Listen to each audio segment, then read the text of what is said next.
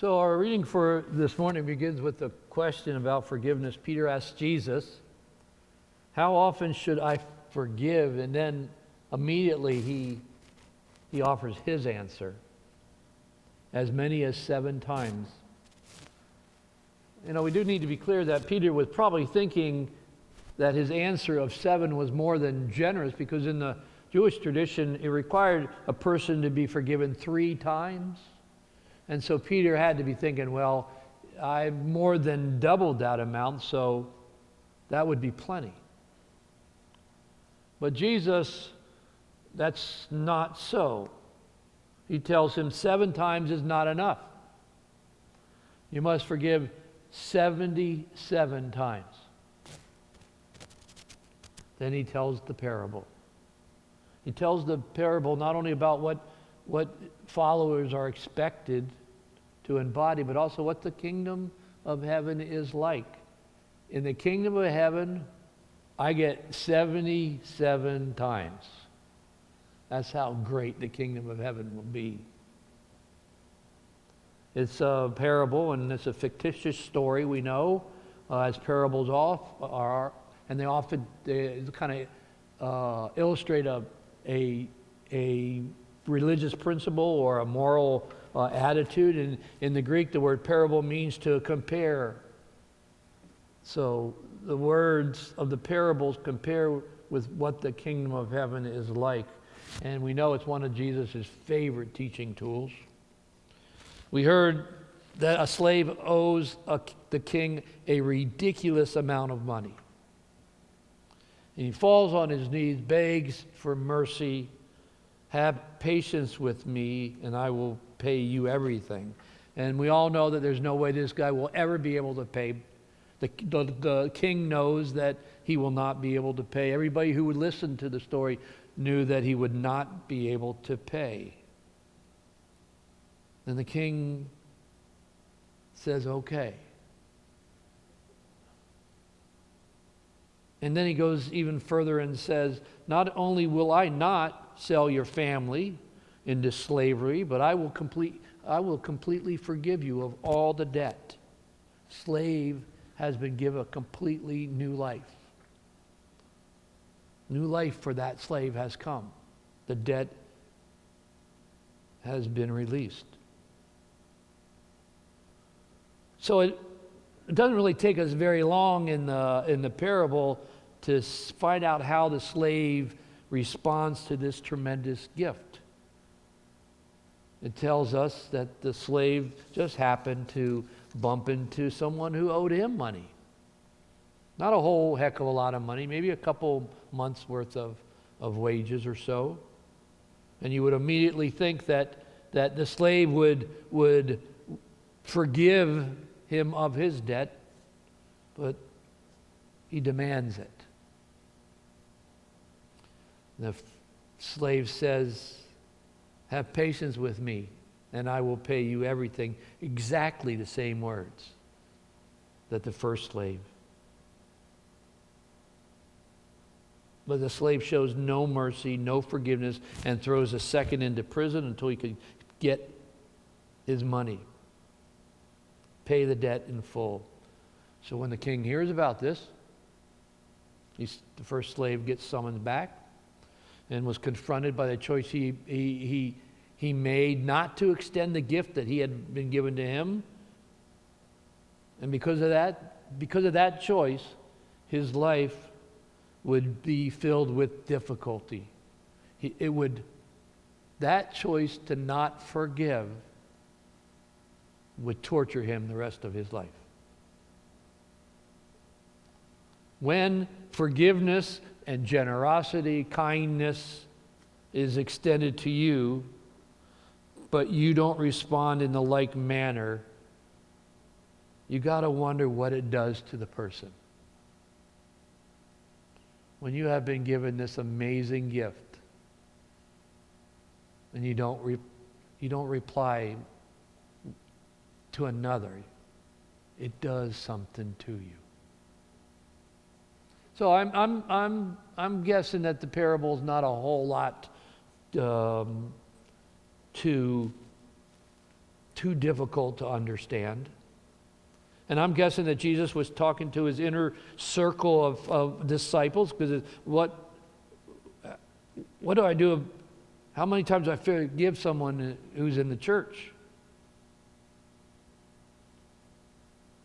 We are empowered to forgive as we have been forgiven.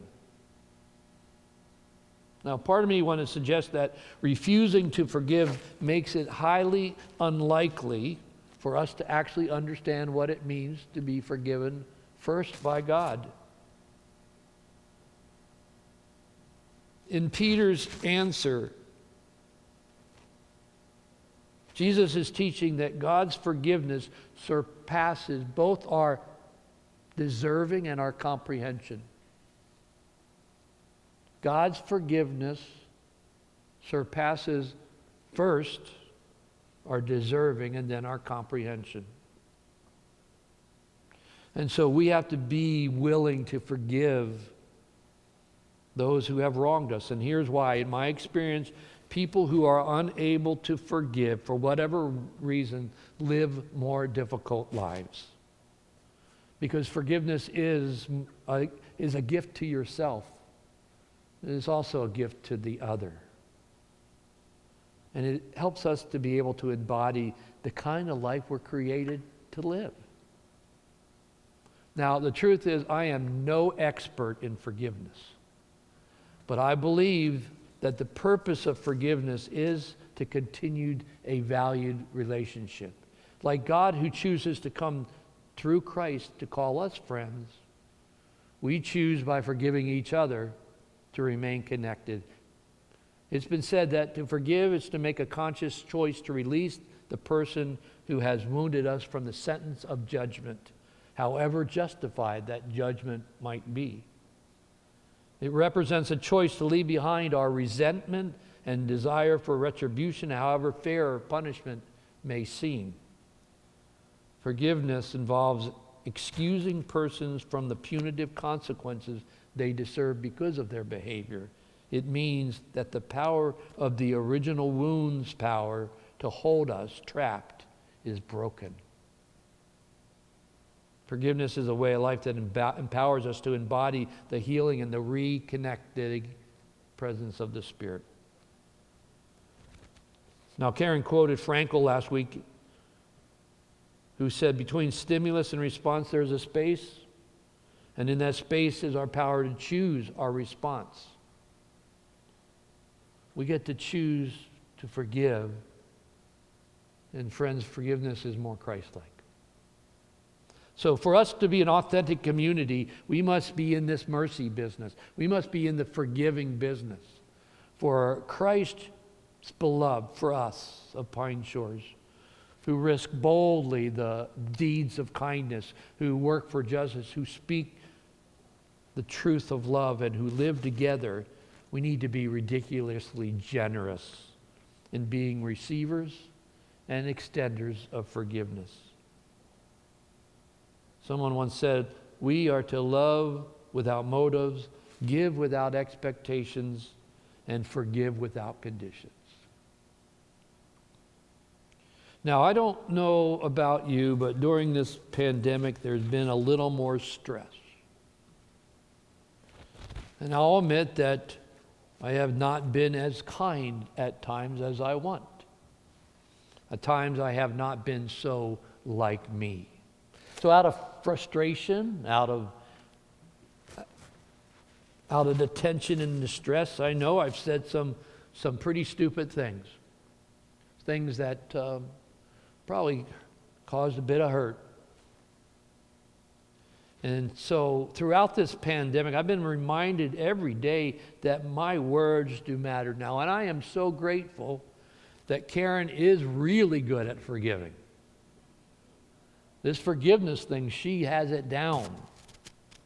And she makes that choice just about every day not to keep score. Go ahead and put that slide up now. Keeping score complicates the activity of forgiveness. Keeping score complicates the activity of forgiveness. It is unproductive, it is dissatisfying, it is destructive, and it is small-minded. It prevents us from reconnecting. So don't keep score. Now, this might be a bit too personal, but perhaps there is someone in your life that is too difficult for you to deal with. Or there may be someone in your life that has harmed you greatly, and you cannot and should not dismiss the effect of the offense and what it has on your life. But hear this, if forgiveness is to become possible, the one who hurts can make a choice to move toward the other or to walk away. And it's really important for us to hear, to be able to forgive, one must recognize that the offender is a person that you want to love again. Are you willing to recognize the other as one you want to be in relationship with? As disciples, that's exactly what we're invited to do. We are invited to choose to be more Christ-like, and forgiveness offers a life away back.